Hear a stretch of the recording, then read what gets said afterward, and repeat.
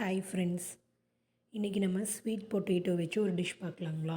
அதுக்கு first sweet பொட்டேட்டோவை clean பண்ணிவிட்டு நல்லா இட்லி பாத்திரத்தில் ஸ்டீம் பண்ணி எடுத்துக்கோங்க. ஒரு 5 to 10 மினிட்ஸ் ஆகும் அந்த ஸ்டீம் ஆகிறதுக்கு. அப்புறம் ஸ்டீம் ஆனதில் தோல் உரிச்சிட்டு இந்த மாதிரி மேஷ் பண்ணி எடுத்துக்கோங்க.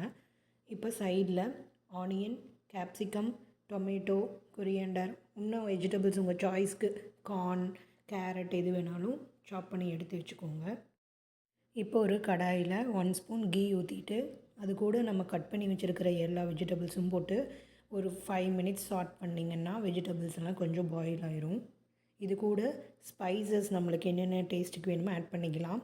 இப்போ நான் இது கூட chilli powder, garam masala powder, pepper, salt இது போட்டு மிக்ஸ் பண்ணிக்கலாம். நல்லா ஸ்டிர் பண்ணிக்கலாம். கூட சிக்கன் மசாலா வேணாலும் டேஸ்ட்டுக்கு ஆட் பண்ணிக்கலாம்.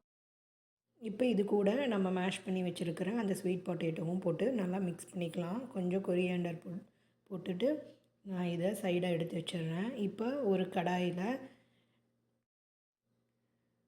ப்ரெட்டை நல்லா டோஸ்ட் பண்ணி எடுத்துக்கலாம். ஃப்ரண்ட் அண்ட் பேக் நல்லாவே டோஸ்ட் பண்ணிக்கோங்க. இப்படி டோஸ்ட் பண்ணி எடுத்து வச்ச ப்ரெட் மேலே டொமேட்டோ சாஸ், மயோனீஸ், ரான்ச் எது இருக்கோ அதை நம்ம டாப்பிங்காக இதில் அப்ளை பண்ணிக்கலாம். மெயினாக டொமேட்டோ சாஸ் போடுங்க. இது கூட நம்ம ரெடி பண்ணி வச்சுருக்கிற ஸ்வீட் பொட்டேட்டோ ஸ்டஃபிங்கை உள்ளே வச்சு ரெண்டையும் பேக் பண்ணோம்னா நம்ம healthy sweet potato sandwich ready.